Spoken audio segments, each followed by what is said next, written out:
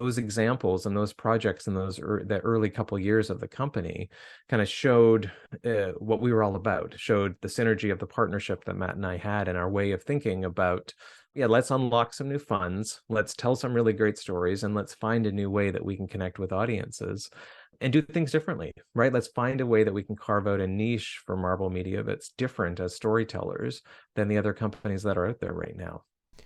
This is Global VID, a podcast about the TV and streaming business with host Eric Lapointe. If you enjoy learning with us, subscribe here or on your favorite app.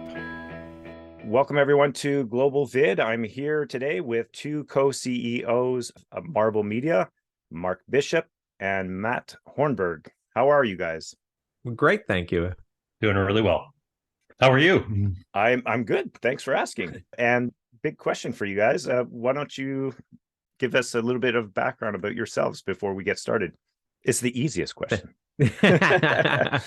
Well, Mark and I are the two co-CEOs, as you said. We met actually back in, now called TMU, Toronto Metropolitan University. At the time, it was called Ryerson University. And we studied the School of Radio and Television Arts. And while at school, we realized we had a fantastic relationship and we're both equally passionate about making television and producing. So shortly after going to school together, we started a company called Marblemedia. That was in 2001. And the rest, I guess, as they say, is history. Great. Thank you. Both Matt and I came from small towns, and I think that is important because we had really interesting beginnings in terms of always having a passion for media and finding different ways, be it in theater, be it in television, and being really inspired to want to work in this space and not knowing what that was going to look like.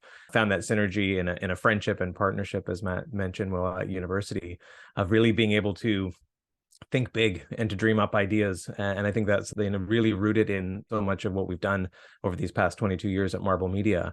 So in this episode, we're going to talk about unscripted TV and how to make great unscripted TV. And I want to say a few quotes because I think it's important out there for people to know, especially if they've only heard a little bit about Marblemedia, although they would have to have been hiding somewhere if they didn't know who Marblemedia was. But you guys have been recently named, I'm going to read this here, the Titans of Unscripted TV by Variety, the top next generation producers of Hollywood Reporter, and Playback called you the Transmedia Producers of the Year. These are big accolades here. It's an honor. I mean, it really is. It's incredible, to be recognized by our peers, as you point out, in so many different publications in Canada and in the US, globally, recognized for the great work that we're doing. And again, it's really about this incredible company that Matt and I have built and the teams of people that put all these shows together. Like, we really surround ourselves with incredibly talented people that bring these ideas to life. What is unscripted TV for those who are just starting out? Essentially, it means that you don't have a formal script. The characters haven't been written by, let's say, a showrunner, and it certainly has strong characters and it has a strong narrative, but the process is a little bit different. So there are different buckets. There is documentary. There are soaps and documentary soap operas. There are reality competition. There are game shows. There's a lot of different styles that manifest itself. And, I think unscripted content has really gained the respect of audiences over the past few decades and is now responsible for, in many cases, just as much of the size of reach of audience and ratings as scripted has, typically at a fraction of the cost, but not always. Right. And so as we've been really in our early stages of our career, been very focused on unscripted and more recently have branched out into scripted, which we're excited about. The unscripted areas, you always have to look for like really authentic characters. You want to explore worlds that are interesting to people, that in some cases are perhaps a unique perspective into a world you wouldn't necessarily have access to normally, but then also have an element of relatability as well, whether it be a family narrative or what have you. You want to have points of character that feel relatable to the audience. Otherwise, it won't be accessible and uninteresting. So it's a really exciting place to be in. And to your point about the accolades, yeah, as Mark said, we're forever grateful for that. But a lot of it has to do with a lot of our innovation that we've done in this genre of unscripted. Great. And Mark, what would you add as? Yeah, I was going to say, I mean, I think our Marblemedia brand of unscripted TV, because to Matt's point, there's all kinds of different unscripted TV, and I think for us, the Marble brand, if you look at the types of content that we've been producing, again, to Matt's point, it does really allow us to peer into another world. It showcases amazing talent, from all over the world through an innovative and inspiring lens, right? And it's seeing worlds and peering into worlds that we didn't know. It could be glass blowing, could be chainsaw carving, could be sand sculpting. So it's really celebrating art in many cases, and celebrating the artist and the craftsmanship, and through stories, and really getting to know these characters and really being inspired, seeing some that are, of course, relatable, many that are inspirational or aspirational, as you're hoping and thinking and being curious. In many cases, we know that our shows are inspiring audiences to want to go out and do these things in real life. Just the sudden rise and surge in glass blowing classes of people going out and just having this resurgence because of the show. That is incredible. If you watch our competition series, of course, people get eliminated. But again, it's not about cutting people down or mocking people or making fun of people. It's about celebrating excellence and really having that opportunity to get to know those characters, to watch our characters on screen as they celebrate, and they have a friendship that develops over the course of these series. We don't hide away from that. We really embrace that and showcase great talent and positivity in the world through the eyes of these incredible artists in any number of different areas that we've been exploring. I think this is a really interesting point that you just brought up. It sounds like a lot of the stuff you have is inspiring and aspirational, but we're kind of at a time right now where a lot of unscripted TV is going towards sensationalism. So how do you guys work through that? Because clearly, great content does not have to be exaggerated or sensationalist. This has sort of been a point of distinguishing our brand, to Mark's point. Yeah. I think there are still lots of shows out that are pretty sensational, and there'll continue to be lots. And those shows actually also build a pretty big audience. We're looking for, I guess, a point of difference in business and for the audience. And certainly moving forward, you need to have bold, loud characters that stick out, for sure. But there's different ways to achieve that. Mark would reference Blown Away, which has definitely been one of our most successful franchises on Netflix. And in the first season, the winner of that season, Deborah, she was voted by Time Magazine that year as one of the top TV personalities of that year. She was actually the only unscripted person. Everyone else was a scripted character created by the imagination of a showrunner or a writer. So I think that speaks volumes. And there was nothing about her that was attacking. She was someone who had a very clear, bold vision, and she took no prisoners, and she stood up for what she believed in and her values, and she had a clear point of view. And I think that's what allowed her as a human being, as a real character, to cut through the clutter and the noise of all of the shows out there and be distinct. But she's not a malicious character in the same way that you would see on, Survivor or other shows that use more sort of backstabbing methods of creating villains. Those are really great tips, but we oftentimes in unscripted, we hear, oh, you really need a good hook. What's a good hook look like these days, especially with the Marblemedia brand? I mean, I would say it starts with a great title. I mean, if you look at the titles of our shows, and the work that, I know Matt does with a number of the people on the team, we often have, contests within the office for coming up with what that killer title is. Sometimes we start with a killer title and build a show from that. It really is about that. And thinking about that, especially in this, challenge of discoverability that we're all in, of wanting audiences to find content. And in many cases, people are just scrolling through a menu, and you've got one iconic icon, which we spend a lot of time looking at what that icon is going to be, what those 2 or 3 words are that are going to capture someone and really capture the essence of what the show is. So I think, title is absolutely critical. And the other point to say from a production standpoint is that we spend a lot of time and energy and resources in our shows actually really focusing on showcasing the beauty of the work that's created, right? And that's whether you're talking Blown Away, as Matt mentioned, our Netflix original series, whether it's Drink Masters, which is our latest Netflix original series, which is a cocktail competition series. But you watch the cinematography, you watch the lighting, you watch the way we really create and showcase showcase the incredible work that, again, these mixologists are creating. It's investing in the right areas in the show. Beautiful set design. People are constantly commenting on how beautiful our sets are, but how well lit they are and how well filmed they are. It's the package, and it's making sure that we invest in all of those areas of really putting that on screen, but all of it around showcasing the great work that's being created, because those are the memorable moments, in addition to the characters, that the audiences are going to remember. So if we take an example with Blown Away, what is the key hook that got the buyer interested in that show? I think it was a multitude of things. They had heard the pitch before of a glass blowing competition show, so that was not new. Our take on it was new to them. We had really very polished development material, including a sizzle that we had created that really helped sell that show. That was actually integral, I would say, to the show, to the selling of that show, because it showed the process, the creative process, and how visually rich it is. And it also showed where the tension would be in the show, which we carefully crafted in the sizzle of this very important moment when the glass gets transported, and will it break or not? Mm-hmm.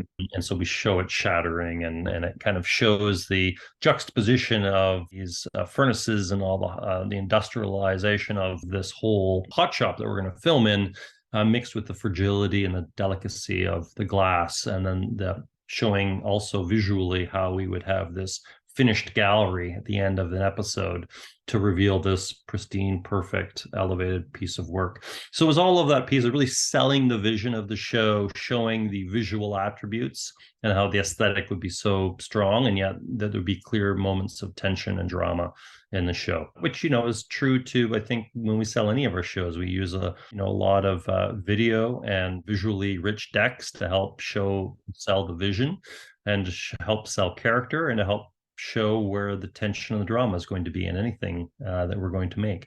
Really, the process that Mark and I do when we're selling shows, we're selling thin air.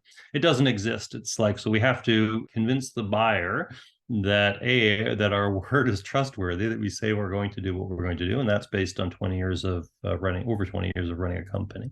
And then it's also about really communicating a very crystal clear vision of what we hope to create. Want to add anything, Mark?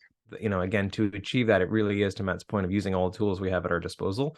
And in some cases, it is challenging, because in many of these ideas, it's not like you can go and shoot a pilot. Just wouldn't make sense, financially or logistically. So you really are looking at creating sizzles, you're to try and help give a sense of tone. We've got a great team in house with an art director and graphic design team, where we create decks, to really give a sense of the feeling of the show, the mood boards, and so on, and just really trying to create as many tools as we can to help convey, the feeling, to really convince buyers. Because to Matt's point, it is one of the most challenging things, is to get that initial buyer hooked onto an idea. When you really you don't have a script, as you would on a scripted series, you can't really do a pilot in many cases, and so really trying to kind of convey the vision that you have in your head of how you're going to deliver this big, bold idea. So I have one more question, which might lend itself really well to our next subtopic is, for those who are just starting out, getting out of university, for example, what would you say is the key skill set one needs to have if they want to get into unscripted TV? I mean, Mark and I often talk about, and this is not unique to Unscripted, this is, I think, advice for anyone who's getting out of school and moving into the workforce. A bunch of different things. One is that your reputation has already started. And in fact, it even started in school. Mm-hmm. We often say that when we go to lecture at universities and colleges, look around you. The people next to you are going to be your coworkers. They're going to be your employees. They might be your boss. They might be a buyer. Immediately defining who you are, your brand, your values, and being consistent on that is extremely important, because people remember that for the rest of their lives.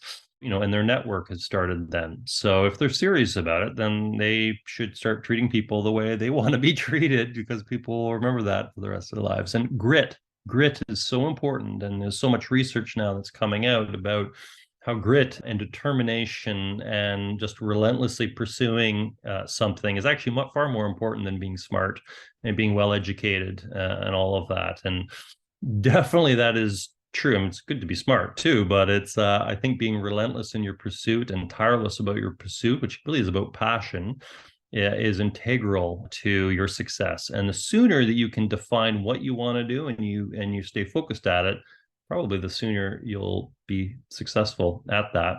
And finally, I would just say, like, again, it comes down to your values. Like, who are you? What motivates you? And be true to that. And the truer you are to your sense of self, and this comes from maturity. I acknowledge that a 22-year-old might not know what they believe in, what they stand for. The sooner you can kind of come to that, and everything that you choose, the people you choose to work with, and you define it against that as a benchmark, the more successful you'll be. And that's certainly been true for Mark and I, that the more true we are to who we are and what we're excited about making, et cetera, then the more successful we became. So again, it's about knowing who you are and those values, and then not just talking the talk, but walking the walk and really doing. And the best way to be a producer is start producing. Start going out there, start meeting people, start figuring out what you want to do. But don't wait for the phone call to come to you. You've got to start chasing. You've got to hunt. You've got to really be able to be out there and working hard, and having some failures and working at things. And I think it really is about trying and doing. And that's something that we often talk to university grads, college grads, because that's the best way to engage in conversations and show what you're capable of. Yes, absolutely. And what I love about that is like putting in the work and having grit. And quite recently, also in this season, we had Dave Knoll, the creator of Chopped, come back to our show. And he talked about one chapter in his upcoming new book. And it was, there is no fear and there's no failure, because he basically is trying to preach that idea that you've got to keep going, you've got to keep persevering. And it's quite an inspiring read. All right, so let's talk about the creation of Marblemedia. Normally in this show, I'll talk about your career background, but it sounds like pretty quickly after university, you guys went and launched Marblemedia. So what were those early days like? What mistakes did you make that you want to share with folks out there? Let's go into the bad stuff, because clearly you've got a lot of great stuff.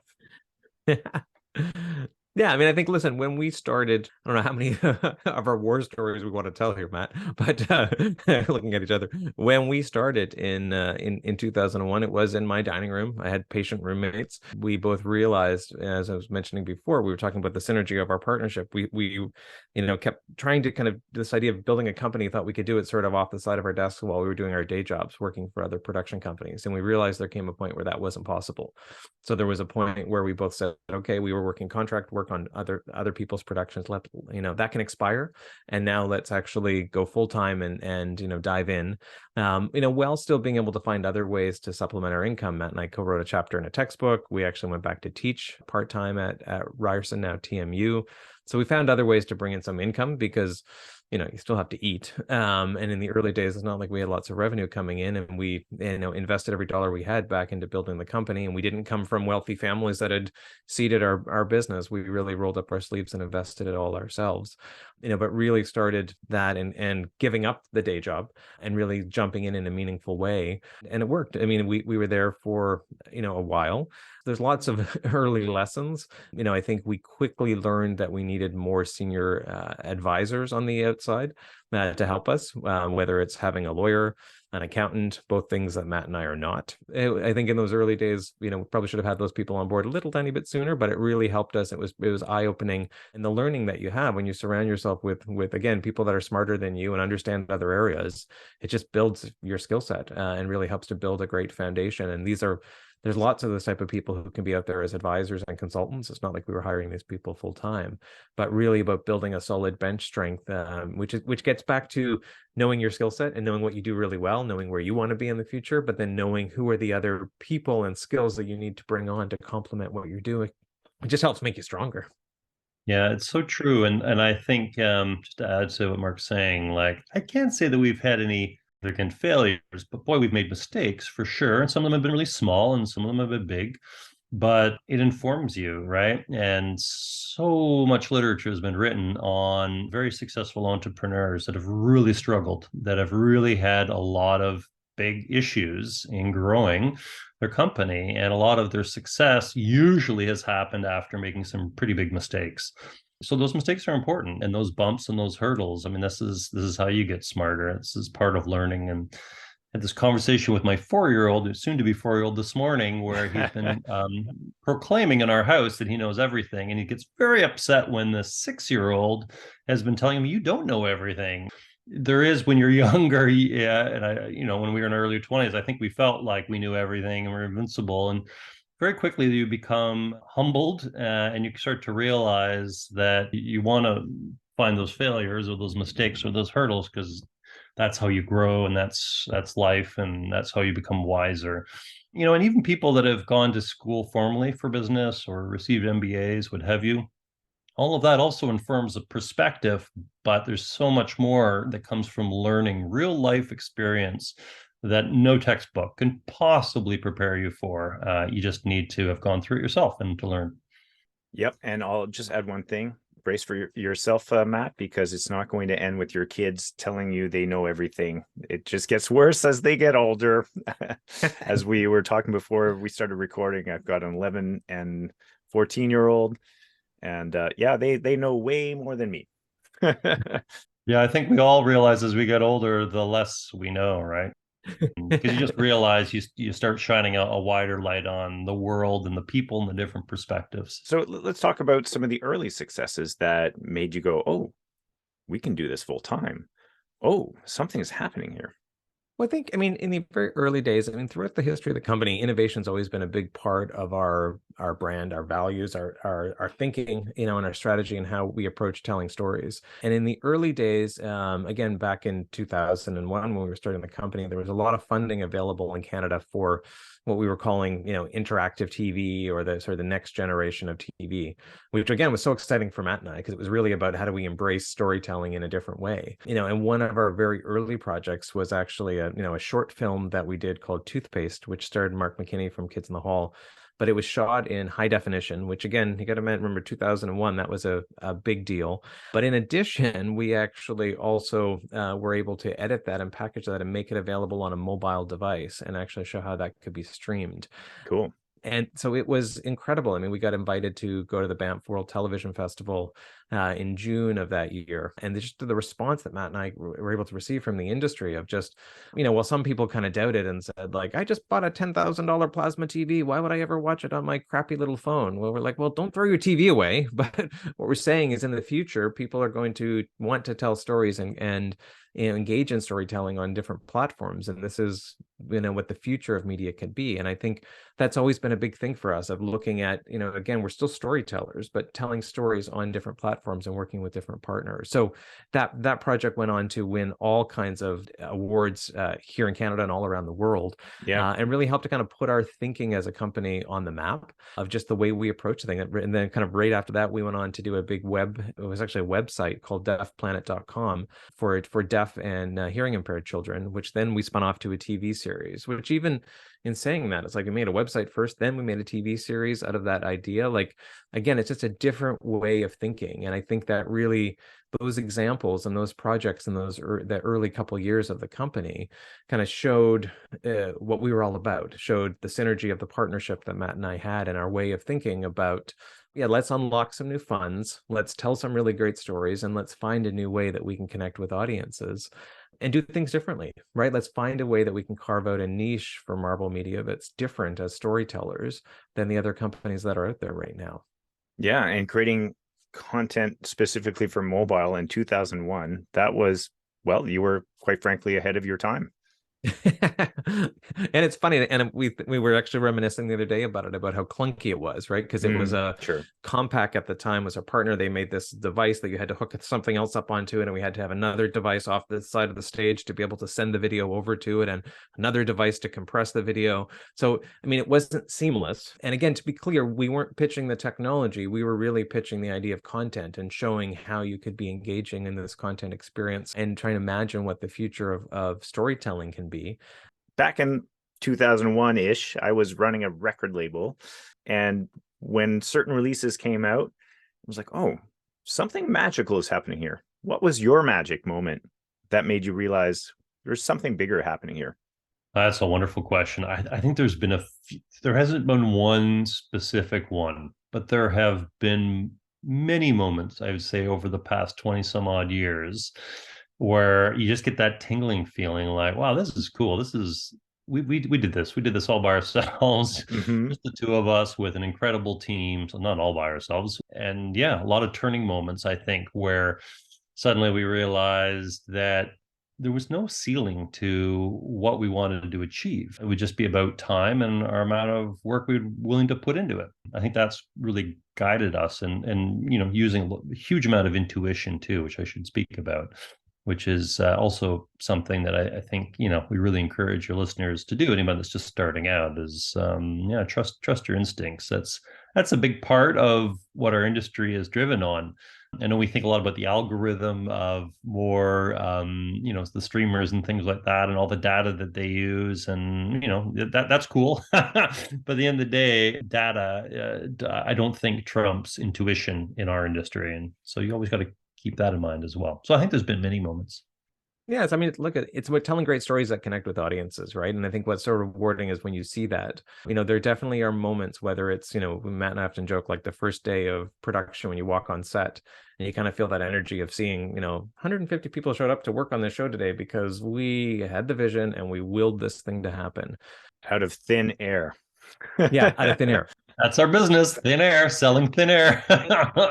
And they all showed up and everyone's excited and passionate about it, but it's because you pitched it from thin air, you brought it, you willed it to happen, you defied the odds, because it's hard, right? And there's a lot more projects that never happen than that do actually come to fruition. So you really have to, be passionate and persevere and all of that. And so when you have that first day of production, and we're both always on set every day for the first day of any of our shows, because you really get that rush and that energy and that really sense of gratitude that we've now made it to this point.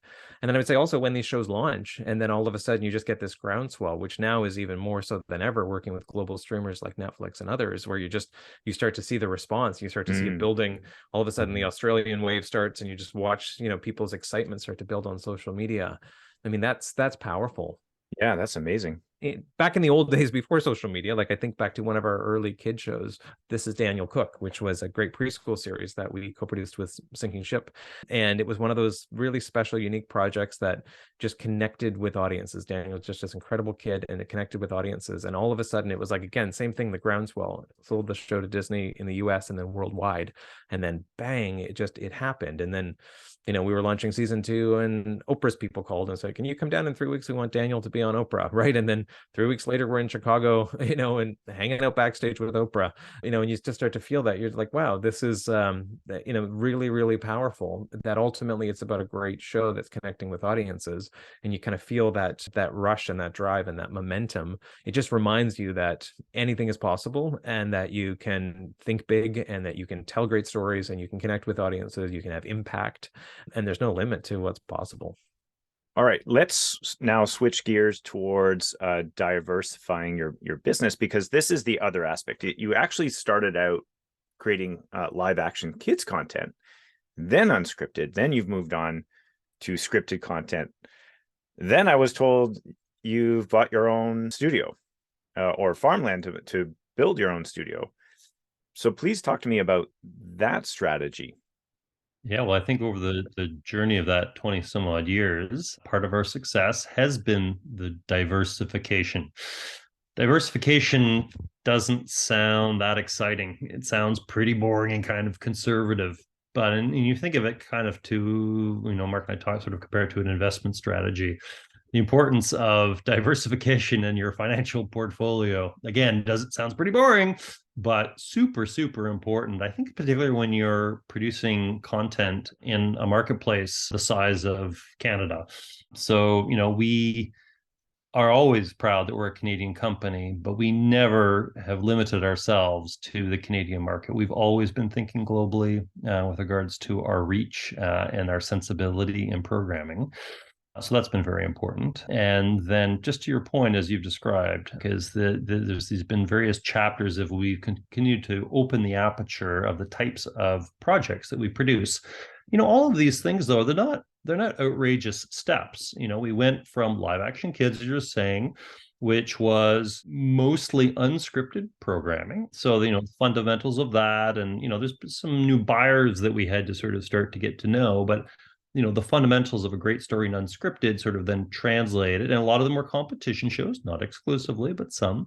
And so then that kind of was a natural evolution in the types of prime time, as we call it, or factual entertainment for broader families. And a lot of our shows are more kind of family. They're not specifically geared to like a 35 to 55-year-old male.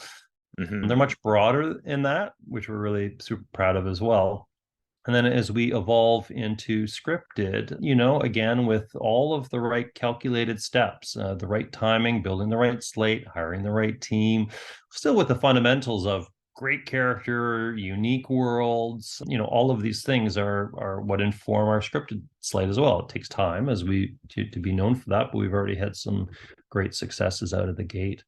So, all of that builds to the story, but it's to be diversified, very important. And we've always done it at a calculated time. We've been extremely strategic as well. So I wouldn't see it as necessarily boring, because what I'm sensing from both of you and your energy is that perhaps diversification has also given you like new things to learn and new things to get excited about.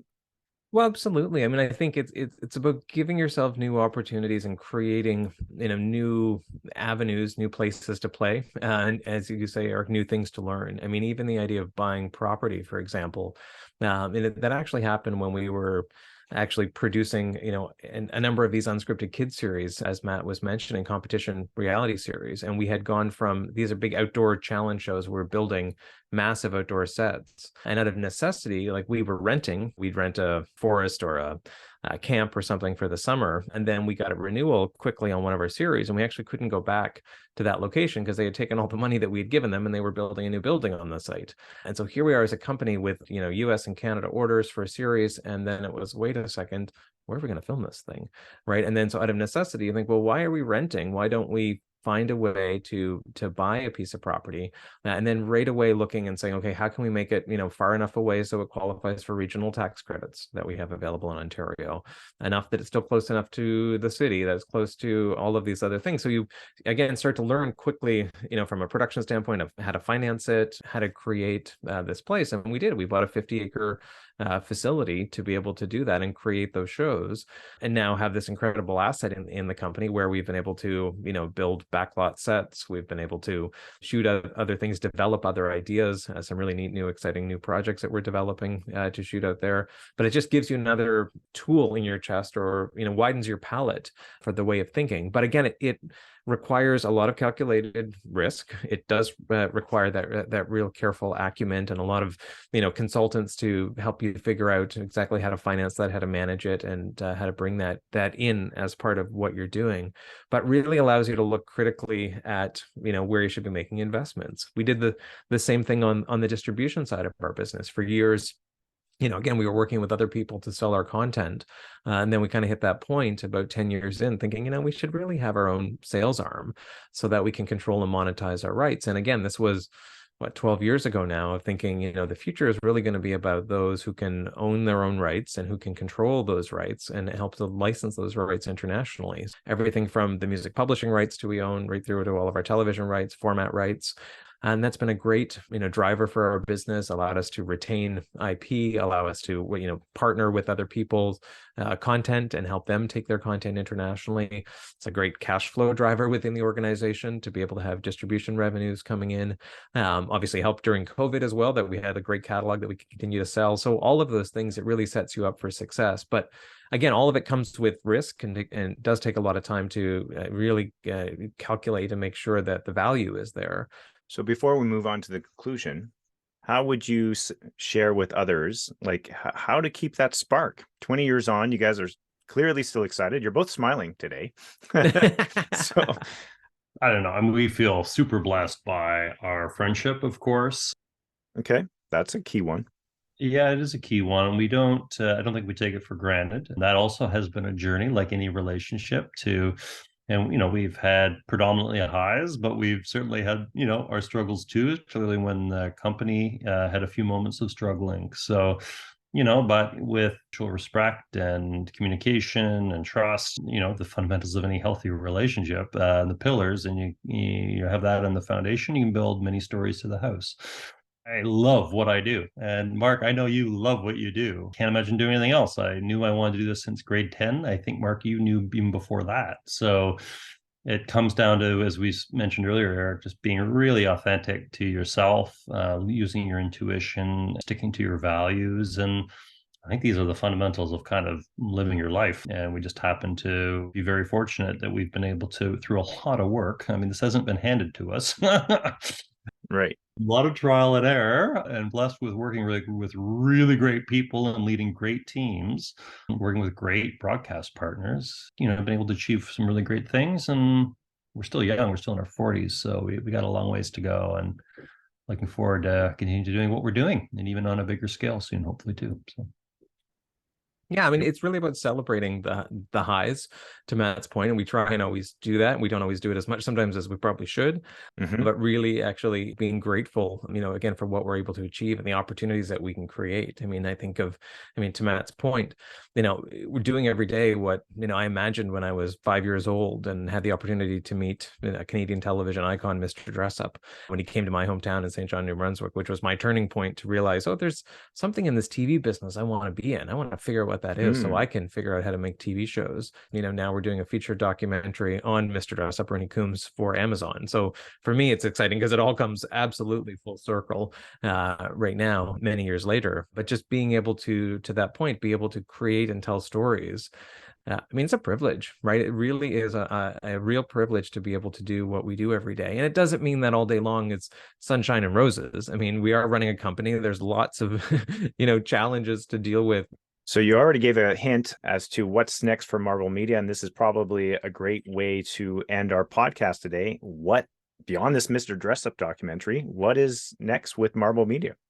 We're really doubling down in the scripted area. So there's going to be a lot of exciting things that are going to be announced and happening over the next little while.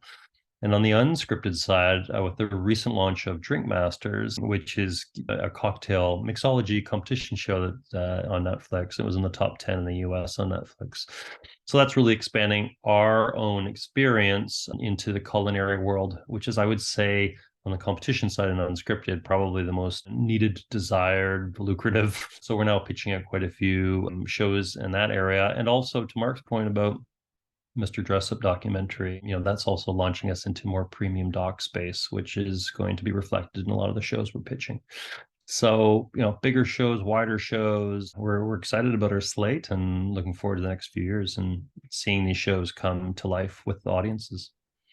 And, just being able to work with, to Matt's point, great talent and great partners, right? And I think even the announcements that'll be coming out shortly of, again, some of the great new broadcast and streaming partners that we're working with in interesting ways, seeing streamers collaborating together, global streamers collaborating together on projects to take some really big swings and tell some really exciting stories. We're really, excited about that next chapter of just, telling bigger stories and watching audiences connect with the content. Great. Well, I'll make sure to add how to, find out more about Marblemedia and your social media handles in the description. And then once these new projects get announced, I'll be happy to add them as well. So thank you very much, Mark and Matt, for joining me today and sharing with us a little bit about how you've grown Marblemedia and also the inside scoop and the secret sauce of creating unscripted TV. Thanks so much, Eric. It's been great chatting with you. This has been the Global VID Podcast. Thanks to my guests, Mark Bishop and Matt Hornburg of Marblemedia, plus our show editor, Nicole Almeida, and theme song composers, Amber Goodwin and Aaron Ross. To support this show, please subscribe and see the episode description for more details. Thanks for listening.